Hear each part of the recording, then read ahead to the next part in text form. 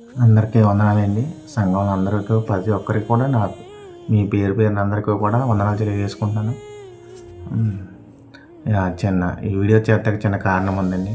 మేము ఇజ్రాయేలు అలా వస్తాననుకున్నది నేనైతే మా ఆవిడ విశ్వాసం మంచిదండి.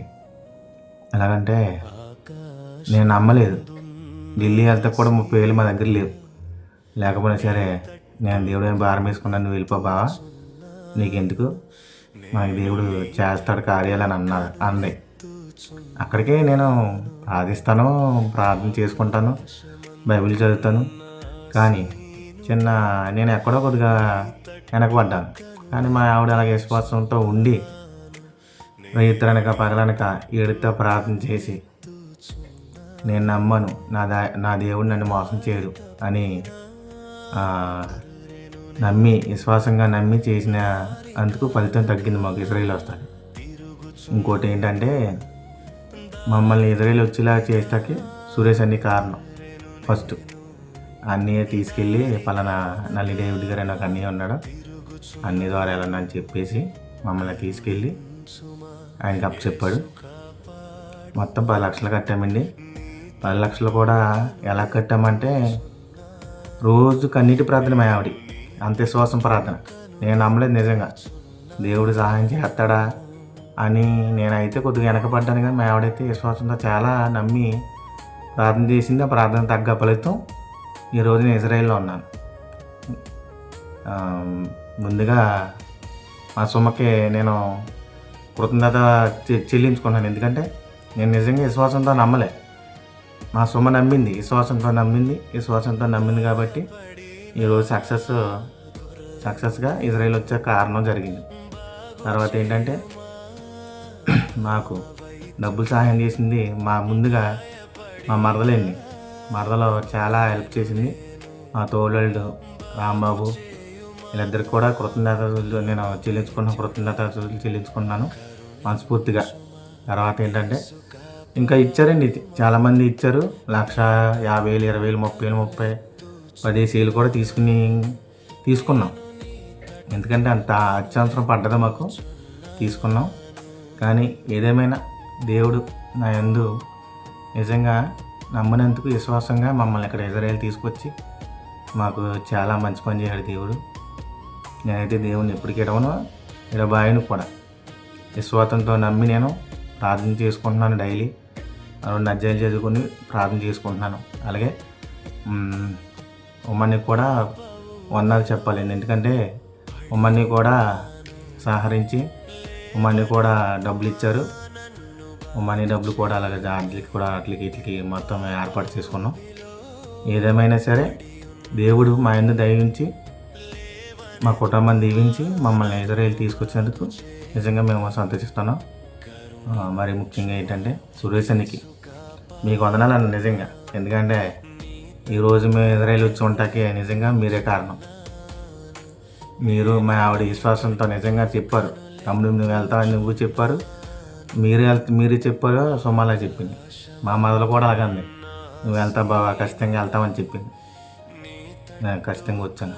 తర్వాత ఏంటంటే సుమా పిల్లలు నువ్వు కూడా దేవుళ్ళ విశ్వాసంతో కలిగి, నువ్వు ఎలాగైతే విశ్వాసంతో కలిగి ఉన్నావో పిల్లలిద్దరిని కూడా అలాగే విశ్వాసంతో కలిగి ఇద్దరిని కూడా జాగ్రత్తగా బైబిల్ చదివిస్తాం, ప్రార్థన చేయిస్తాం.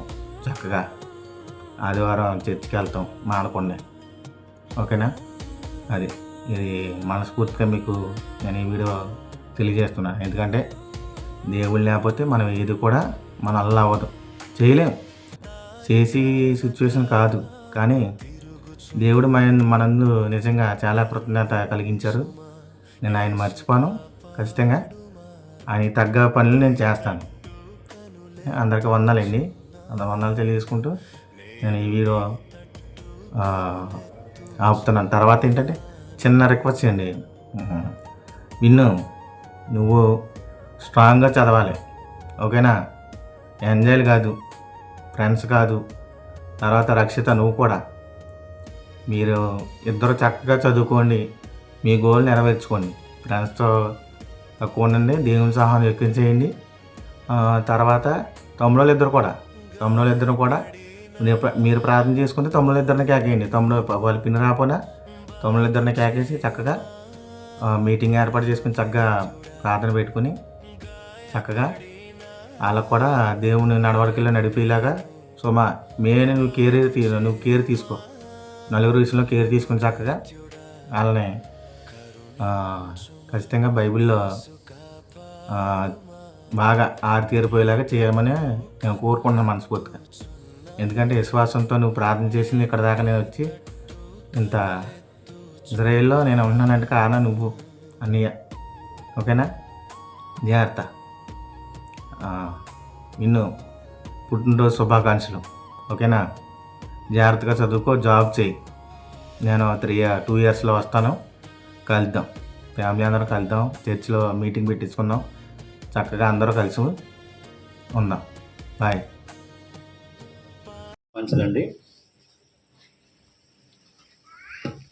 ముందుగా తండ్రి అయిన దేవునికి, మన ప్రభు రక్షకుడైన యేసుక్రీస్తు వారి నామంలో స్తుతులు స్తోత్రాలు చెల్లిస్తూ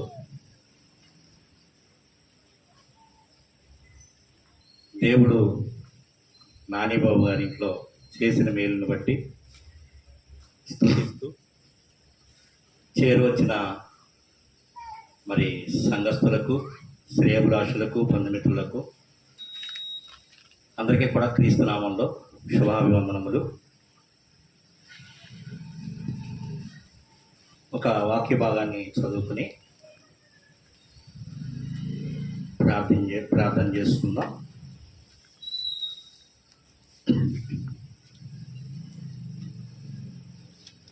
రోమీయులకు రాసిన పత్రిక 8వ అధ్యాయము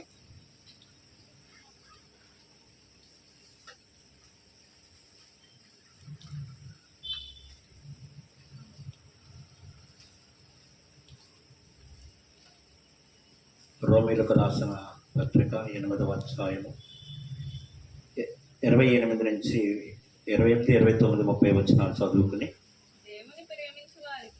దేవుని ప్రేమించు వారికి అనగా ఆయన సంకల్పము చొప్పున పిలువబడిన వారికి మేలు కలుగుటకై సమస్తమును సమకూడి జరుగుచున్నవని ఎరుగుదుము. ఎందుకనగా తన కుమారుడు అనేక సహోదరులలో జ్యేష్ఠుడగునట్లు దేవుడెవరిని ముందు ఎరిగెనో వారు తన కుమారునితో సారూప్యము గలవారగుటకు వారిని ముందుగా నిర్ణయించెను. మరియు ఎవరిని ముందుగా నిర్ణయించెనో వారిని పిలిచెను, ఎవరిని పిలిచెనో వారిని నీతిమంతులుగా తీర్చెను, ఎవరిని నీతిమంతులుగా తీర్చెనో వారిని మహిమపరిచెను. దేవుని నామానికి మహిమ కలుగునుగాక. ప్రార్థన చేసుకుందాం. పరిశుద్ధాత్మ సహాయం కొరకు చిన్న ప్రార్థన చేసుకుని వాక్యంలోనికి వెళదాం. దయగలిగిన తండ్రి, కృపగల మీ నామానికి అనలేని వందనాలు, స్తుతులు స్తోత్రాలు. దేవా, ఏమాత్రము ఎన్నిక లేని వారము తండ్రి, పాపములతో అపరాధములతో మరణించిన స్థితిలో ఉన్న మమ్మల్ని తండ్రి నిత్య జీవానికి వారసులుగా చేస్తారు. తండ్రి, మీ దయా సంకల్పము చొప్పున, మీ యొక్క ఉచిత కృప చొప్పున తండ్రి మమ్మల్ని నీతిమంతులుగా చేస్తారు.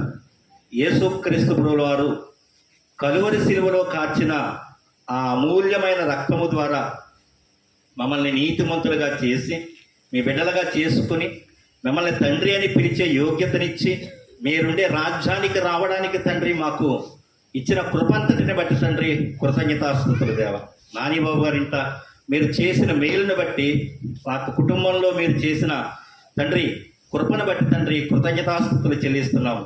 ఈ యొక్క కృతజ్ఞతా కూడికలో తండ్రి మీ తోడు కాపుదల, మీ యొక్క పరిశుద్ధాత్మ సహాయాన్ని అనుగ్రహించండి. కూర్చుని వింటున్న మీ యొక్క వాక్యమును వింటున్న మీ ప్రియమైన పిల్లలందరి హృదయాలు ఎటు పోకుండా మీ యొక్క వాక్యమును తండ్రి నెమరు వేసుకునడానికి కొన్ని నిమిషములు తండ్రి మీ సన్నిధికి వస్తుండగా మీ దాసుణ్ణి తండ్రి సిలువ చాటున మరుగుపరిచి మీ మహిమార్థముగా తండ్రి నా నోట మీ మాటలు ఉంచమని, మీ యొక్క పరిశుద్ధాత్మ ద్వారా పలికించమని మీ ప్రియకుమారుడు, మా రక్షకుడు, ప్రభువైన యేసుక్రీస్తు వారి నామంలో ప్రార్థనా మనవులు అడిగి వేడుకుంటున్నాను పరమ తండ్రి. ఆమేన్.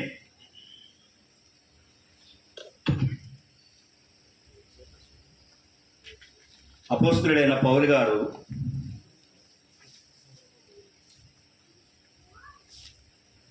సంఘానికి పత్రిక రాస్తూ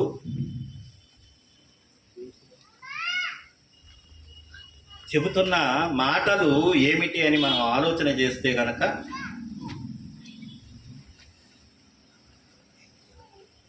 దేవుడు మనకి ఇచ్చిన స్థితిని మనం ముందు తెలుసుకోవాలి,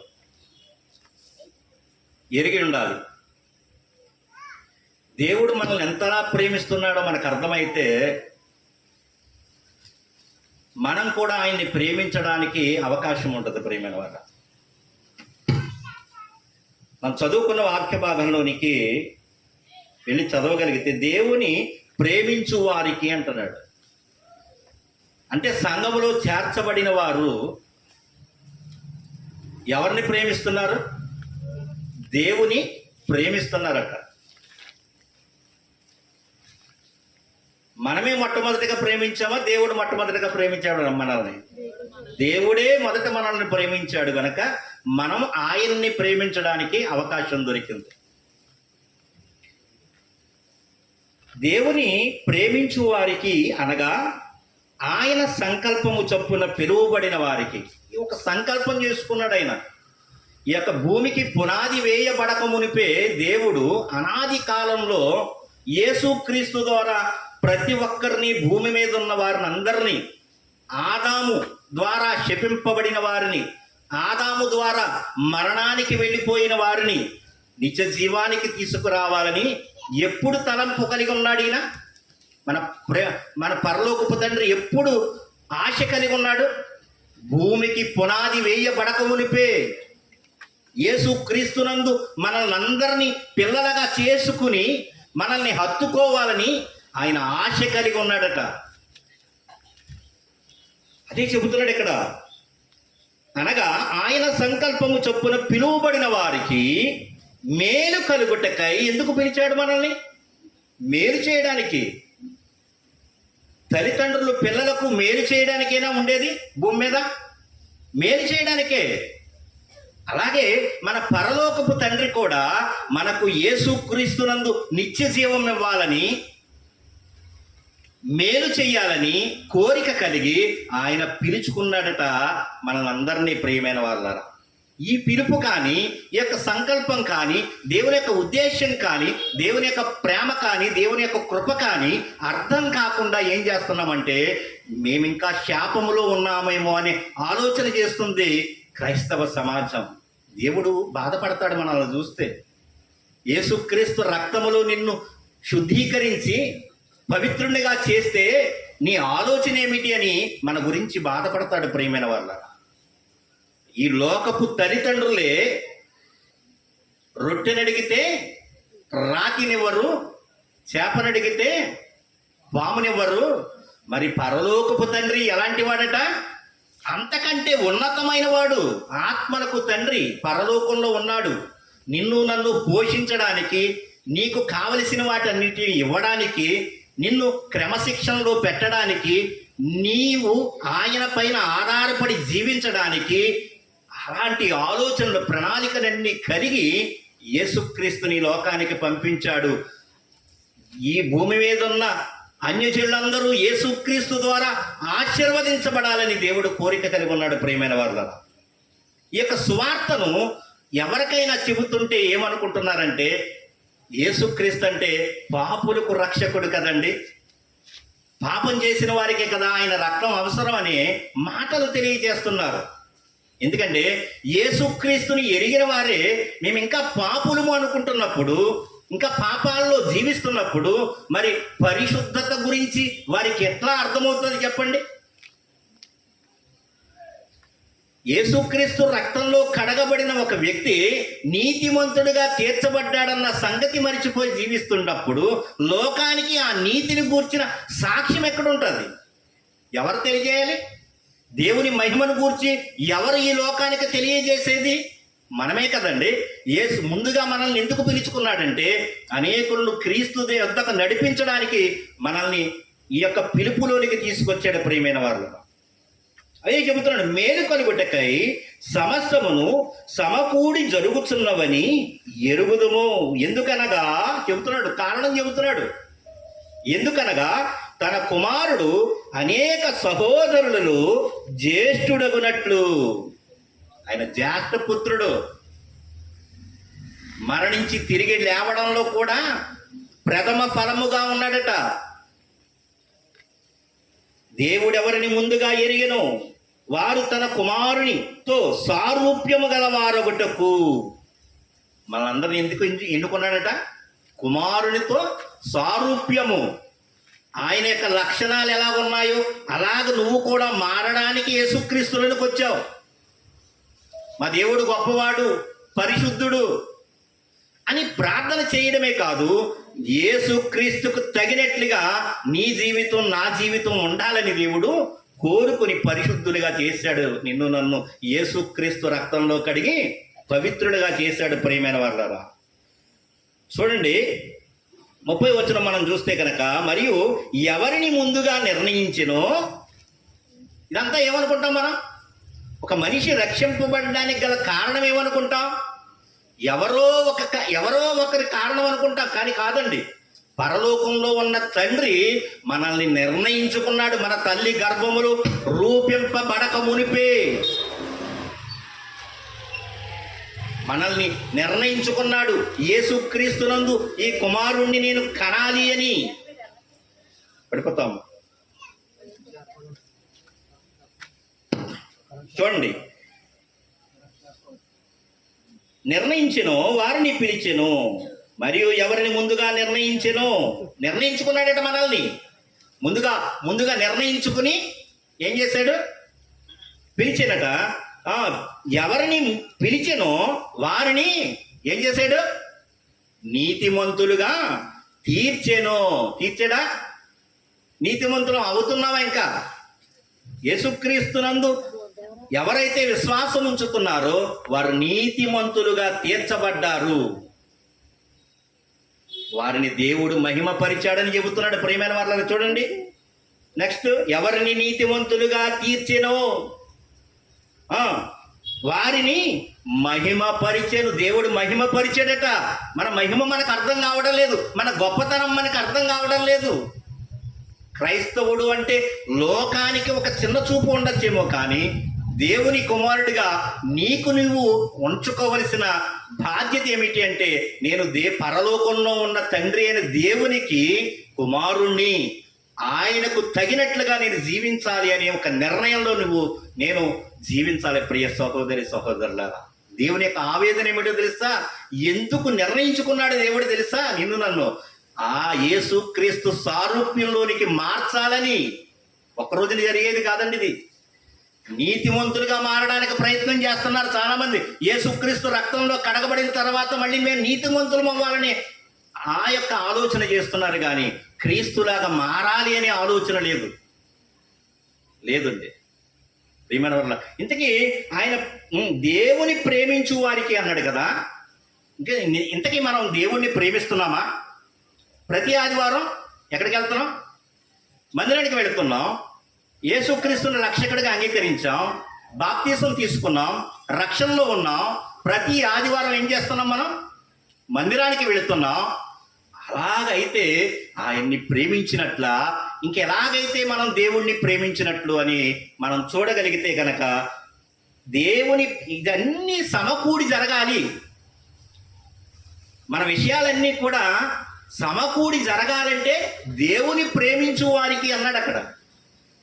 మరి యేసుక్రీస్తుని అంగీకరించి ప్రతి ఆదివారం చర్చికి వెళుతున్న వారిలో ఇవన్నీ జరగట్లేదనే ఒక అనుమానం రావచ్చు కదా. ఒకసారి మనం చూస్తే ఆయన్ని ప్రేమించడం అంటే ఏమిటో చూడగలిగితే, యోహాను గారు రాసిన మొదటి పత్రిక, ఆయన్ని ప్రేమించడం అంటే ఏంటో తెలుస్తుంది. యోహాను రాసిన మొదటి పత్రిక 5వ అధ్యాయము 3వ వచనం. మనం మనం ఆయన ఆజ్ఞలను గైకొనుటే మనం ఆయన ఆజ్ఞలను గైకొనుటే దేవుని ప్రేమించుట. దేవుని ప్రేమించడం అంటే ఏంటండి? ఆయన ఆజ్ఞ చాలా మందికి తెలియదు ఈ విషయం. దేవుని ప్రేమించడం అంటే ఏమనుకుంటారు? అందరూ 10 రూపాయలు కానుకేస్తే నేను 100 రూపాయలు కానుకేస్తే కనుక దేవుణ్ణి ప్రేమిస్తున్నాను అనుకుంటాం. ఆయన కోసం ఏదో ఒక మీటింగ్ పెడితే దేవుణ్ణి ప్రేమించడం అనుకుంటాం.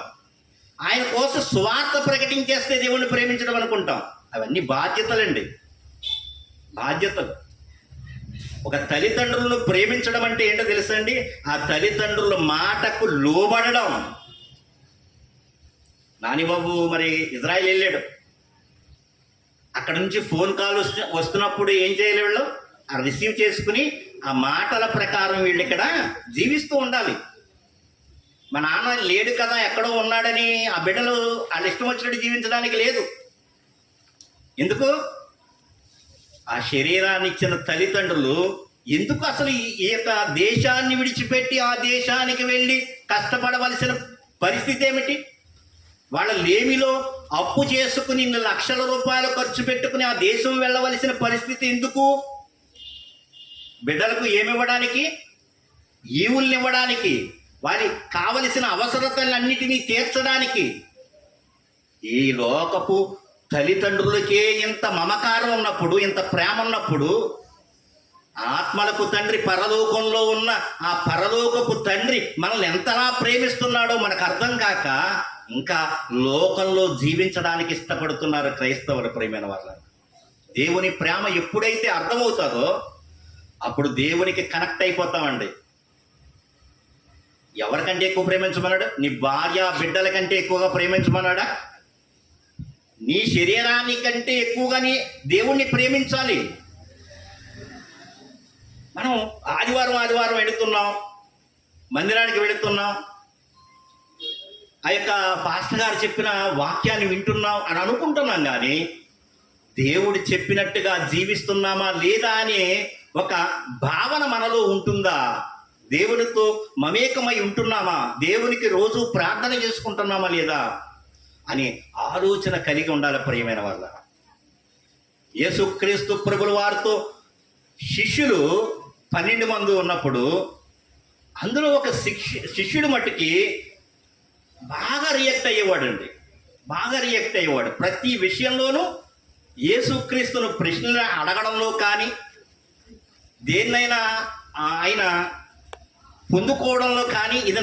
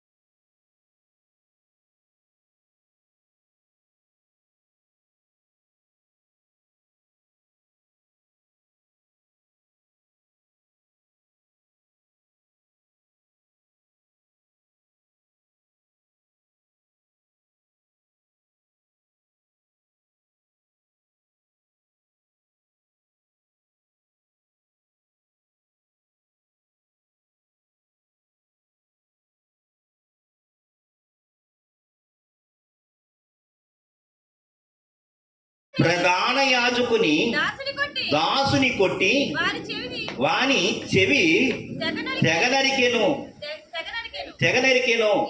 యేసు నీ కత్తి వరలో తిరిగి పెట్టుము. కత్తి పట్టుకుని వారందరూ కత్తి చేతని నశింతురు.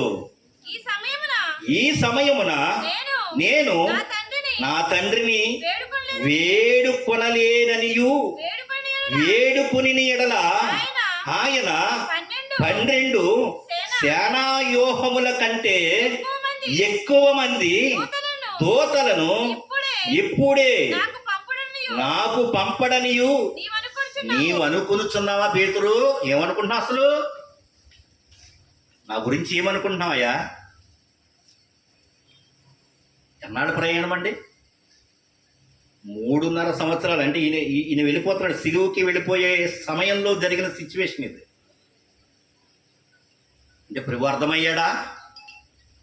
ప్రభు మనసు అర్థమైందా? ఆయన ఎందుకు వెళ్ళిపోతున్నాడో ఇవన్నీ చెప్పలేదా ప్రభు? ఆయనకు బోధించలేదా వారికి? 3.5 సంవత్సరాలు ఏం బోధించాడు ఆయన?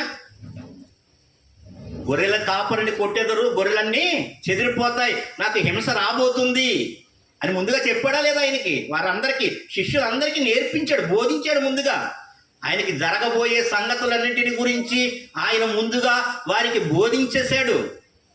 కానీ వారు గ్రహించుకోలేదని అర్థమవుతుంది. ఇప్పుడు సిచ్యువేషన్ బట్టి ఏం చేస్తున్నాడు? వరలోంచి కత్తి తీసాడు.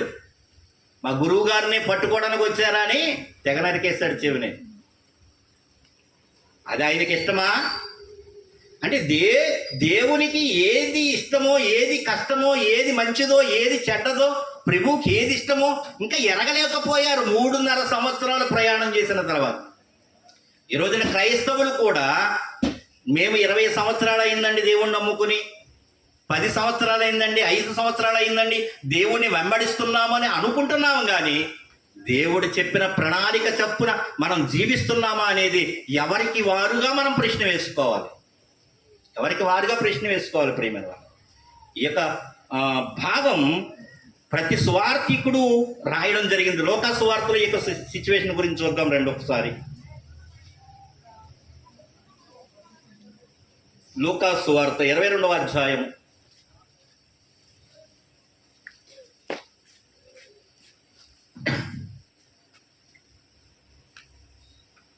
లూకా సువార్త 22వ అధ్యాయం 50-51 వచనం.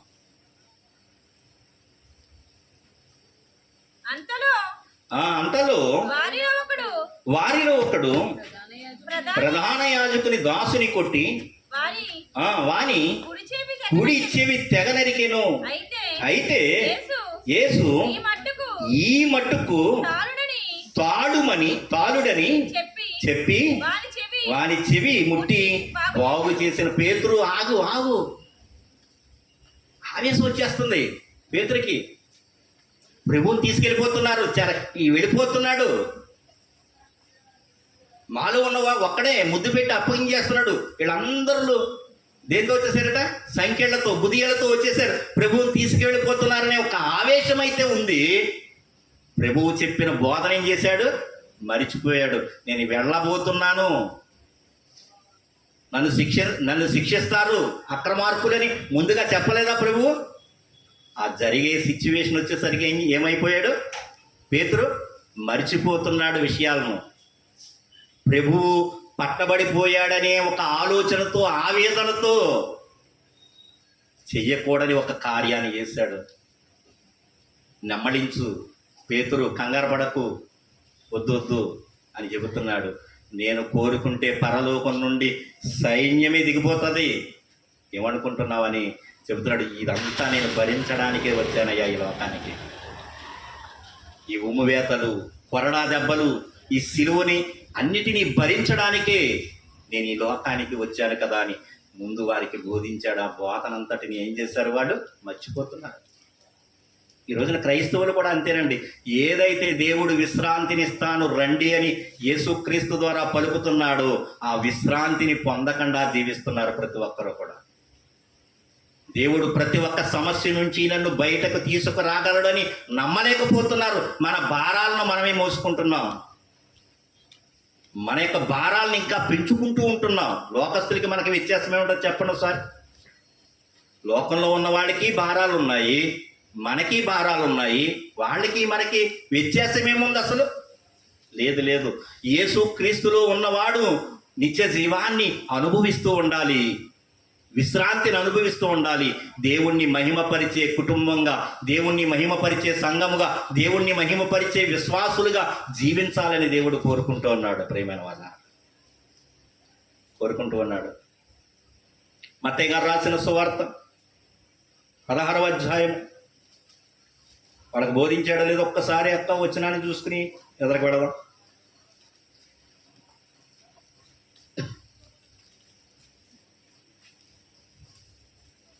మత్తయి గారు రాసిన సువార్త 16వ అధ్యాయం 21వ వచనం నుంచి చూద్దాం. అప్పటి నుండి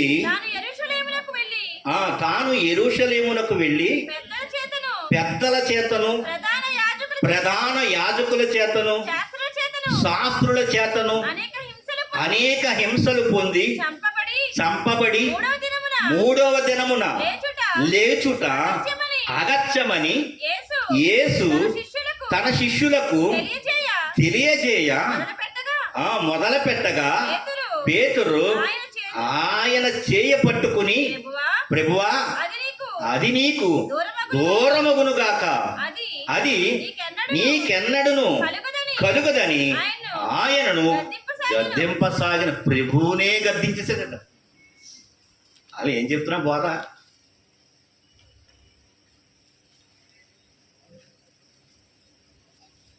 ఇలాంటివన్నీ పొందడానికి వచ్చానంటున్నా. అసలు ఏం చెప్తున్నాడు? ఏం బోధ మాట్లాడు? ఏం చెబుతున్నావు అసలు? గద్దిస్తున్నాడంట, ప్రభువుని గద్దిస్తున్నాడు. అంటే అతను చెడ్డవాడనా? కాదండి. అంటే ప్రభువు మీద ఉన్న ప్రేమను బట్టి, ఆయన యొక్క వాక్యం అర్థం చేసుకోనక, ఆయన మాటలను హృదయంలోకి తీసుకోలేక ఏం చేస్తున్నాడంటే, ప్రభువా ఇది నీకు జరగకూడదు అసలు అని గద్దిస్తున్నాడు. గద్దిస్తున్నప్పుడు ఆయన ఏమంటున్నాడు చూడండి. ప్రభు ఏమంటున్నాడు చూడండి. అయితే ఆయన పేతురు వైపు తిరిగి, సాతానా నా వెనుకకు పొమ్ము, నీవు నాకు అభ్యంతర కారణమై. అంటే ఈ హృదయం ఎవరిది? పై మాటల్లో చాలా చక్కగా చెప్పాడు. పిలుపుదైన కైసరకు వచ్చినప్పుడు నన్ను గూర్చి లోక జనులు ఏమనుకుంటున్నారు అన్నప్పుడు మంచిగా చెప్పాడు. నువ్వు పరలోకపు తండ్రి కుమారుడువు. ఇది నీకు అర్థమైందంటే ఆ పరలోకపు తండ్రి నీకు బయలుపరిస్తేనే కానీ ఈ మాటలు నీకు అర్థం అవ్వలేదన్న ప్రభు, ఇదిగో ఈ బోధన తీసుకొస్తున్నప్పుడు నేను చెరకు వెళ్ళిపోతున్నాను, ఇదిగో నన్ను శిక్షించబోతున్నారు, పెద్దలందరూ కలిసి నన్ను శిక్షించబోతున్నారు, ఈ లోకం నాకు శిక్ష వేయబోతుంది అన్నప్పుడు ఆయన మీద ఉన్న ప్రేమ చొప్పున ఏం చేస్తున్నాడంటే జరగవలసిన కార్యాన్ని జరగకూడదన్నట్లుగా ప్రభువును పట్టుకుని గద్దిస్తున్నాడట. మనం కూడా చాలాసార్లు ఇలాంటి పొరపాట్లు చేస్తూ ఉంటాం. దేవుడు చెప్పిన వాక్యాన్ని మనం గ్రహించుకొనక దేవుని మీద ఉన్న ప్రేమ చొప్పున వాక్యాన్ని అపార్థం చేసుకుంటూ ముందుకు వెళ్ళిపోతూ ఉంటాం. ప్రియమైన వాళ్ళ వాక్యం చాలా సుస్పష్టంగా తెలియజేస్తుంది. యేసు క్రీస్తునందు ఉన్న వారికి ఏ శిక్షా విధియు లేదు. ఆయనలో ఉండు, నువ్వు ఆయనలో ఉండు. ఆయనలో ఉంటే ప్రతి ఆశీర్వాదము నువ్వు పొందుకోగలుగుతావు. ఆయనలో ఉండడం అంటే ఏంటి? నిన్ను దూషించిన వారిని బదులు దూషించకూడదు. మన ప్రభువుని ఫాలో అవ్వాలి. మనం ఆదివారం చర్చికి వెళ్ళి కానుక తలారా స్నానం చేసి మంచి చక్కగా డ్రెస్ వేసుకుని ఆయనకి ఏదో చిన్న కానుక వేసేసి వచ్చేసి మనం భక్తులు అనుకుంటే కాదండి.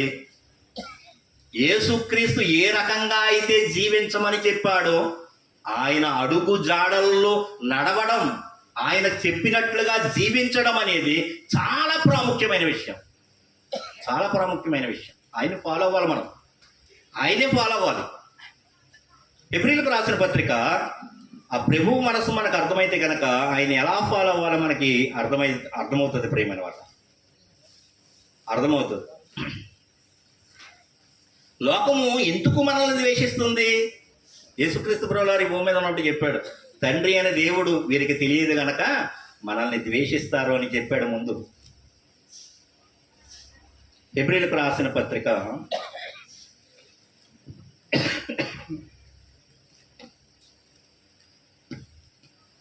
12వ అధ్యాయము మొట్టమొదటి వచనం నుంచి చూసుకుంటూ వెళదాం. ఇంత గొప్ప సాక్షి సమూహము మేఘము వలె మనలను ఆవరించినందున మనము కూడా ప్రతి భారమును సులువుగా చిక్కులు పెట్టు పాపమును ఏం పెట్టాలట? విడిచిపెట్టగల పట్టుకుని వెళ్ళాలా? ఈయన ప్రయాణం వెళ్ళేటప్పుడు బ్యాగ్లన్నీ లగేజ్ అంతా కాటా వేసుకున్నారు. రూల్స్ అండ్ రెగ్యులేషన్స్ ఉంటాయి. ఒక దేశానికి వెళ్ళడానికే రెగ్యులేషన్స్ ఉన్నప్పుడు ప్రభువును ఫాలో అవ్వడానికి కూడా చాలా రెగ్యులేషన్స్ ఉంటాయి. మనం ప్రభువును ఫాలో అవ్వాలంటే కొన్ని విడిచిపెట్టేసుకోవాలి.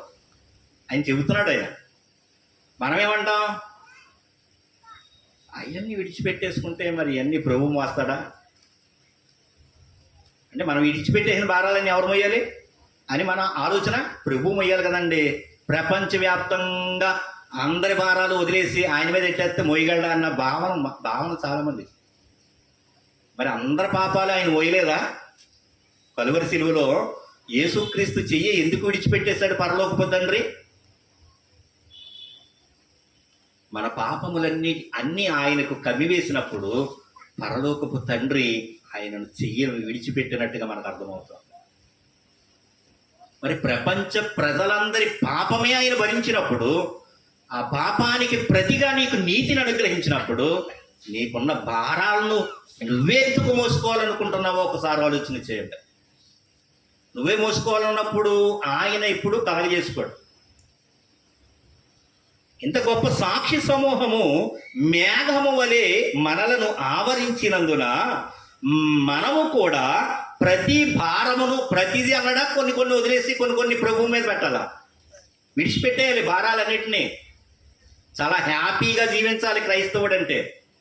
ఏమోనండి, యేసుక్రీస్తు నమ్ముకున్నాం కానండి మాకు యొక్క బాధలు ఇబ్బందులు అన్ని ఇరుకులు అన్ని పోతలేదు అనే భావంతో ఉండిపోయింది ప్రపంచం, క్రైస్తవ సమాజం. చెబుతున్నాడు చూడండి, ప్రతి భారమును సులువుగా చిక్కులు పెట్టు పాపమును విడిచిపెట్టి విశ్వాసమునకు కర్తయు దానిని కొనసాగించువాడునైనా యేసు వైపు చూచుతూ, నీ చూపంతా యేసు మీద ఉండాలి. లోకం మీద నీ ధ్యాస అంతా ఉంటే యేసు వైపు నువ్వు నడవలేవు.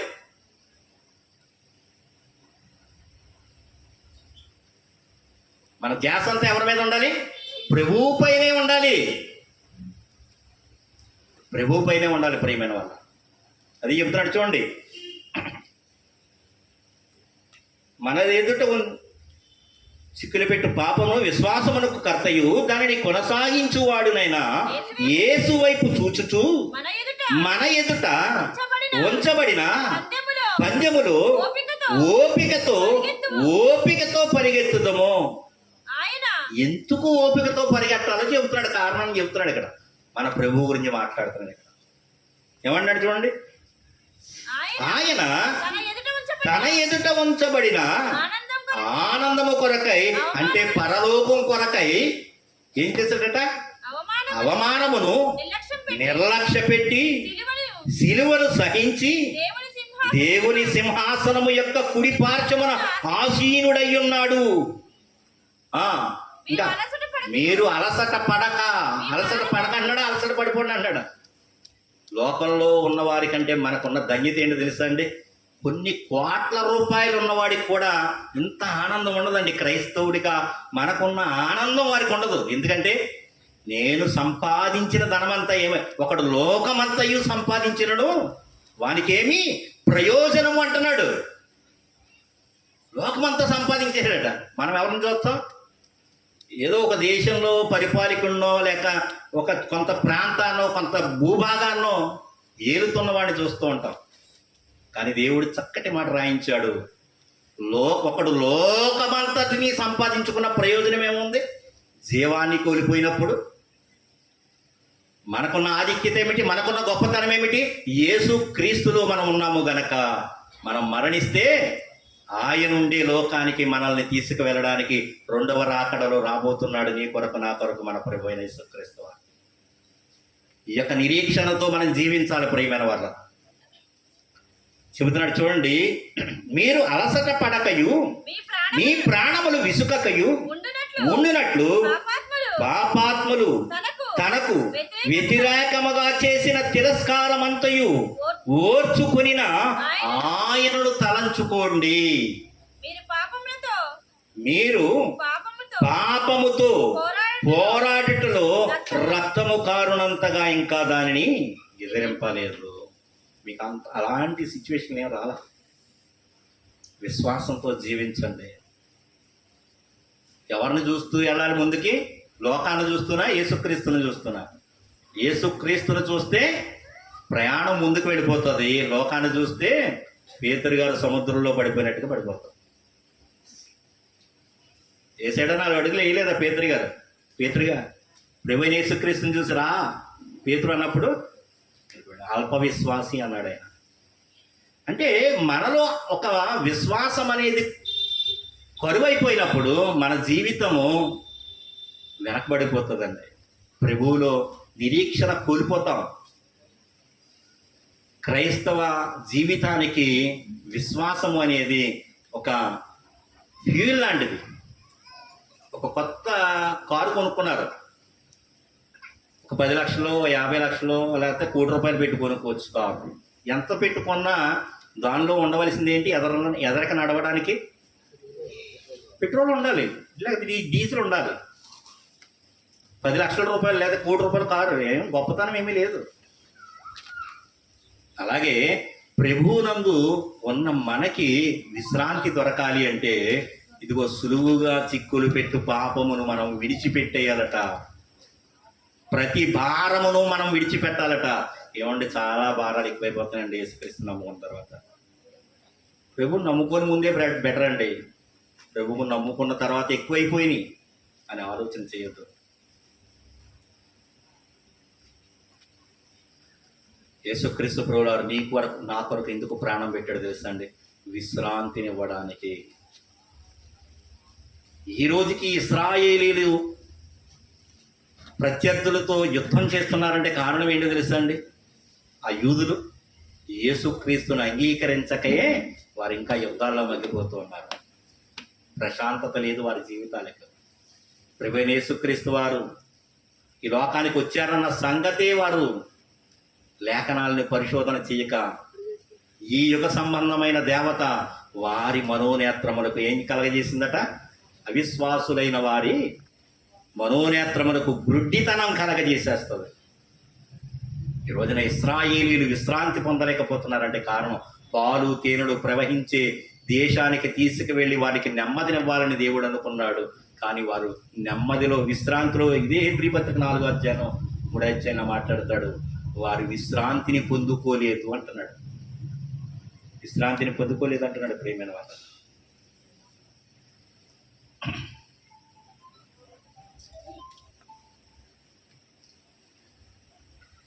దేవుడు మనకు చేసిన వాగ్దానములు ఎన్నో చాలా గొప్పవి ప్రియమైన వాళ్ళ. వాటన్నిటినీ రిసీవ్ చేసుకోవడానికి ఈ రోజున మనం ఈ భూమి మీద ఉన్నాం. మనం చేస్తున్న భక్తిని బట్టి మనం అతిశయిస్తూ ఉంటాం. దేవుని కృపను బట్టి మనం అతిశయించాలి. ఈ భూమి మీద జీవిస్తున్న ప్రతి ఒక్కరూ లోకస్తులు దేన్ని బట్టి అతిశయిస్తారు? వారికి ఉన్న ఆస్తిని బట్టో, లేక వారికి ఉన్న అందాన్ని బట్టో, వారికి ఉన్న ఉద్యోగాన్ని బట్టో, వారికి ఉన్న ఆధిపత్యాన్ని బట్టో అతిశయిస్తూ ఉంటారు. కానీ మనం దేన్ని బట్టి సంతోషించాలంట? ఫిలిప్పీయులకు రాసిన పత్రిక 4వ అధ్యాయం 4వ వచనం.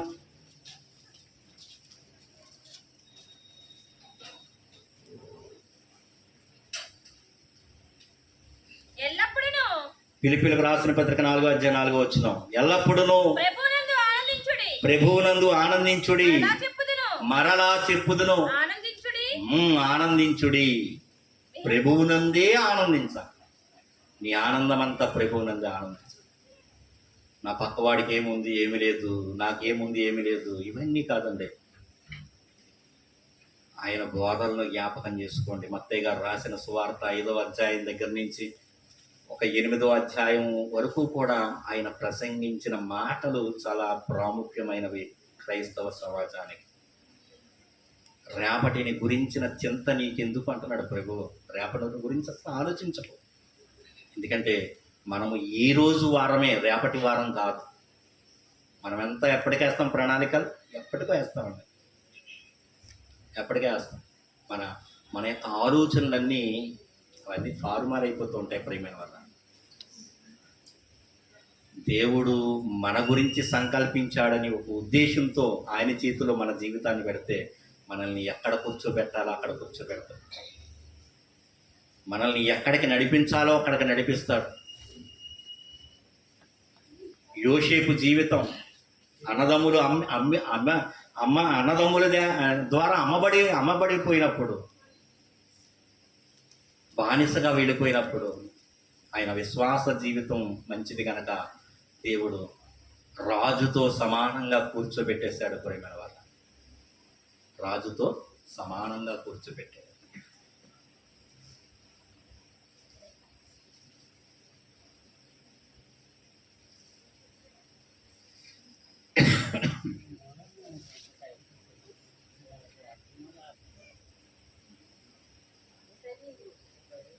పిలుపులకు రాసిన పత్రిక 2వ అధ్యాయం ఈ మాటను చూసుకుని ముగించుకుందాం.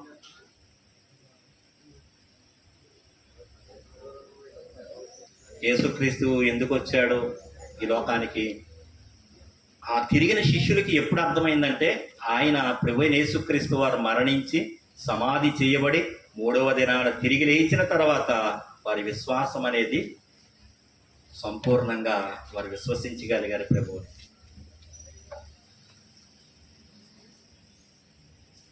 పిలుపులకు రాసిన పత్రిక 2వ అధ్యాయం 5వ వచనం నుంచి చదువుదాం. క్రీస్తు యేసునకు కలిగిన ఈ మనసు మీరును కలిగి ఉండుడి.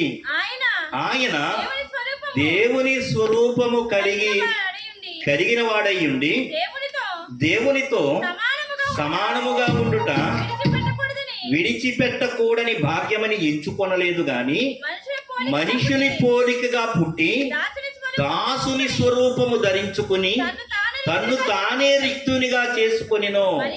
మరియు ఆయన ఆకారమందు మనుష్యుడుగా కనబడి మరణము పొందునంతగా, శిలువ మరణము పొందునంతగా విధేయత చూపిన వాడై తన్ను తాను తగ్గించుకున్నాడు. ఎందుకంటే అందుచేత పరలోకమందును భూమి మీద ఉన్న వారిలో గాని భూమి కింద ఉన్న వారిలో గాని ప్రతి వాని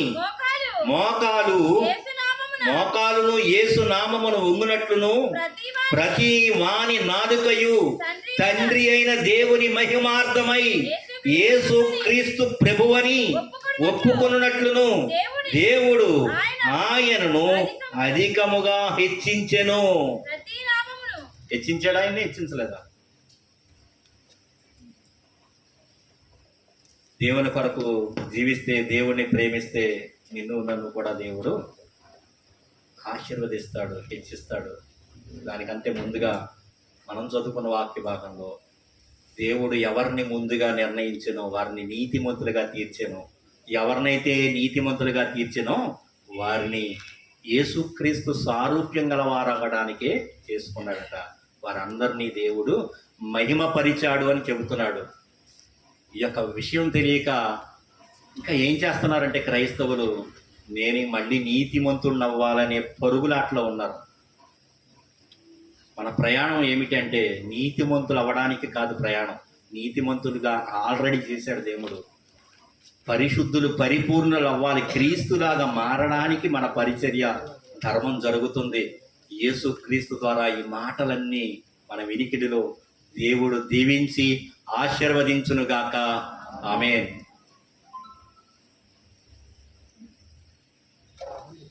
చిన్న ప్రార్థన చేసుకుందామండి. తలలో దయగలిగిన తండ్రి, కృపగల మీ నామానికి ఎనలేని వందనాలు, స్తుతులు, స్తోత్రాలు దేవా. ముందుగా యేసుక్రీస్తునందు తండ్రి మేము నిర్ణయింపబడిన వారమని, దేవుణ్ణి ప్రేమించిన వారికి ప్రతి ఒక్క సంగతి తండ్రి సమకూడి జరగడానికే మమ్మల్ని నిర్ణయించారని తెలియజేసిన మాటలను బట్టి తండ్రి కృతజ్ఞతాస్తుతులు దేవా.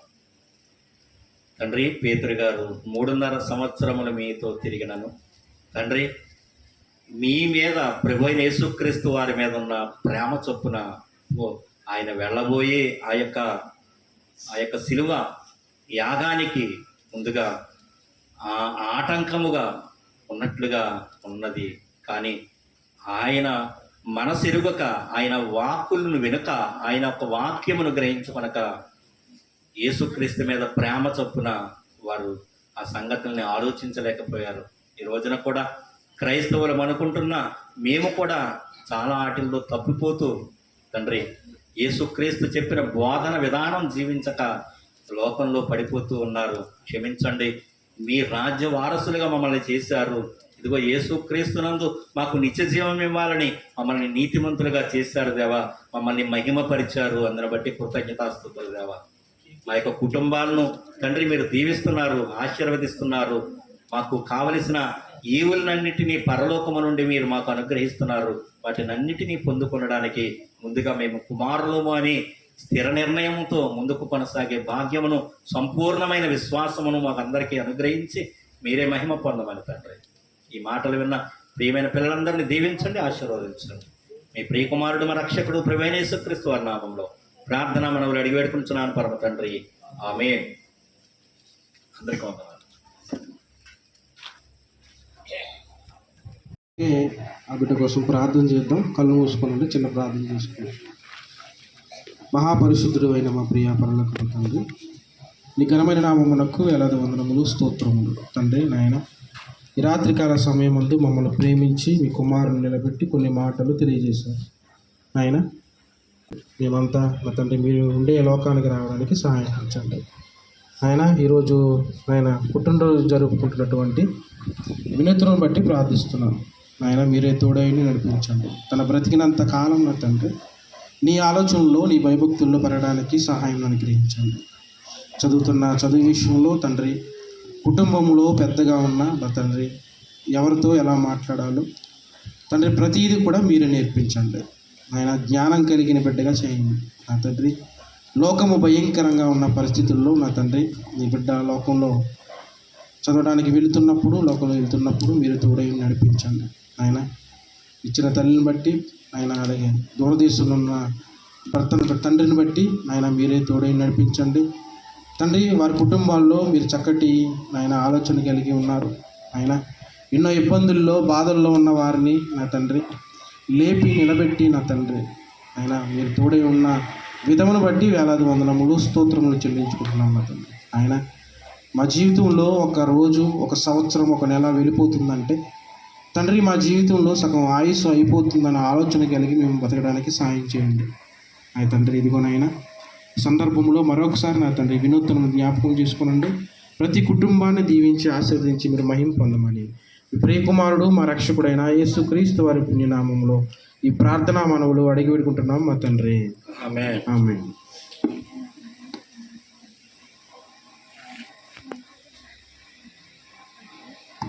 దయచేసి రమేష్ గారు, భానుప్రసాద్ గారు ఇక్కడ రావాలి. మీరు ఇక్కడే కూర్చున్నారా? ఓకే.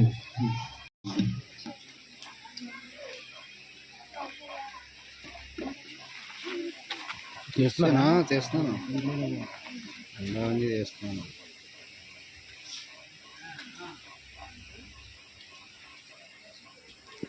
లైట్ కొద్దిగా ఎలా పెట్టినా కానీ అలా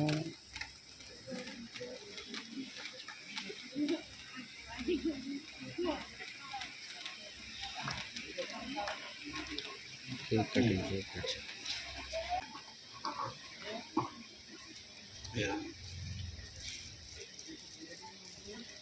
ప్రొజెక్ట్ ఎలా వస్తుంది? కొద్దిగా ఎత్తులో హ్యాపీ బర్త్డే.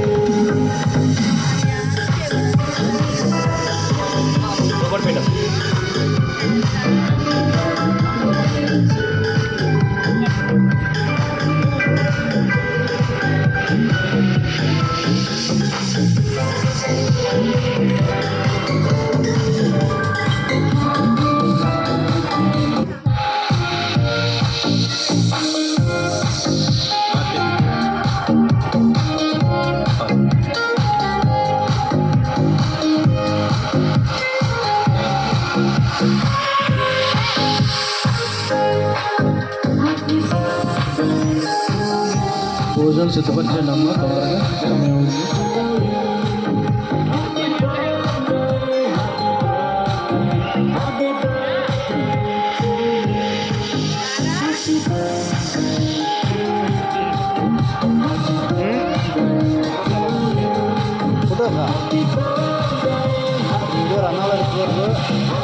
అదేంటి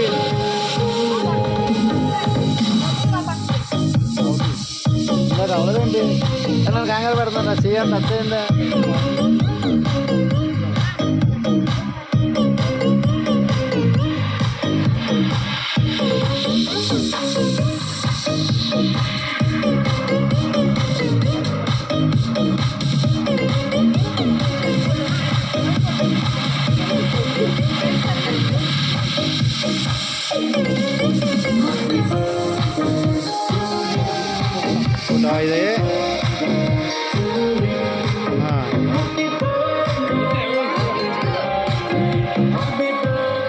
ఇది వీడియో రన్ అవ్వదండి.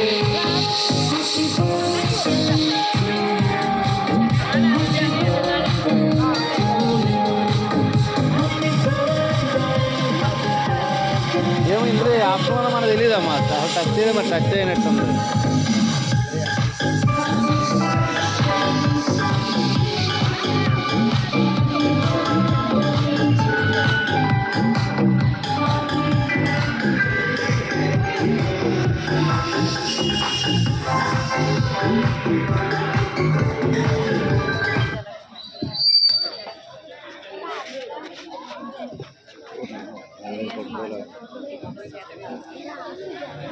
భోజనాలు సిద్ధపరిచండి అమ్మ, తొందరగా. కృతజ్ఞతాస్తుతులు. మేలు వెంబడి మేలు తండ్రి ఆ కుటుంబానికి మరింతగా అనుగ్రహించి మీరే మహిమ పొందమని తండ్రి. ఇక్కడ చేరిన ప్రియులందరిని బట్టి మీకు వాక్యము ద్వారా